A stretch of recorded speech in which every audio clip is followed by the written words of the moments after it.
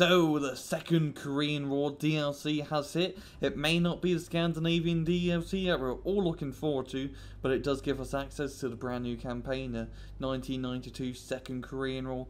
But most importantly, we got 12 new units to play around with. So, let's take a gander, Sari. First off, we have the VPM Run 20, a VAB of 120mm guns strapped on the back, 450 points, giving the French a proper mortar unit. Next up, we have the Mortar 2 IFV for the West Germans, which can be brought with Deckensgruppe or Panzer Grenadier unit, with a very powerful 50mm autocannon on the front and a whopping 10 frontal armour.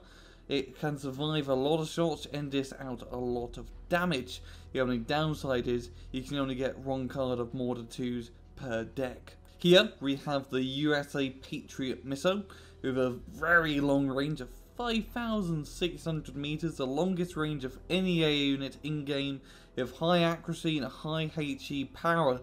This is an Eyehawk on steroids, but it will cost you a whopping 120 points, and it is also a radar based AA unit, so make sure you turn it off when seed planes go flying by. The British get themselves a 25 point Warrior Milan, which can be brought in with Fusilier Squad, and it's pretty much your basic Warrior, but it does have 4 Milan F2 ATGMs for dealing with heavy tanks. The Aussies get an M113 Milan, which is a vehicle-based ATGM system with 12 Milan F1 rockets, making it a nice cheap ATGM unit for your Australian decks. The Canucks get themselves a nice cheap 35 point AA unit, dubbed the Wolverine, which is a Cougar IFV with Javelin LML missiles sticking out top, making it a nice short-range anti-helicopter unit and the cheapest AA unit that the Canadians can get. The Japanese get the 15-point Kai Rokyu W APC, which can be brought in with a bunch of infantry, and mainly it's just a nice cheap APC with a grenade launcher on top, great for dealing with enemy infantry units and with entrenched positions. The South Koreans are bringing the thunder of the K9 Thunder artillery piece, which is very reminiscent to the American Paladin. Overall, it's an all-rounded, high-powered, super long-range artillery unit that you can use to snipe enemy guys from halfway across the map.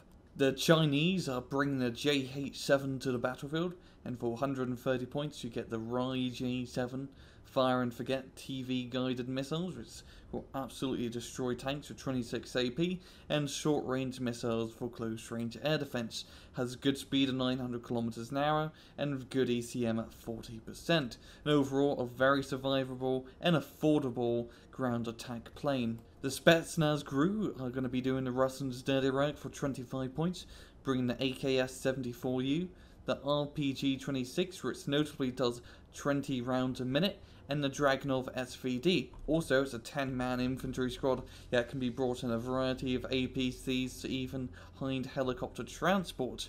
Overall, it's a very powerful and versatile infantry unit that the Russians can utilize.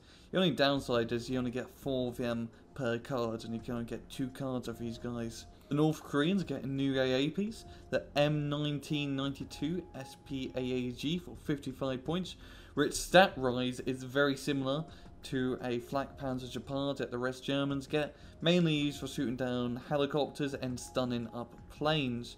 Overall, pretty standard stats, nothing too special here. But the North Koreans do get an oddity, the H5 plane, which looks like something out of a bad Russian sci-fi movie. The main deal with this plane is that it has a 3,000 kilogram bomb. Yeah, that's right, 3,000 kilograms. The highest bomb that we've seen so far is only 1,000 kilograms. This is 3 times the bloody explosion. And I'm going to end this video off with just showing you the destructive power of this bomb.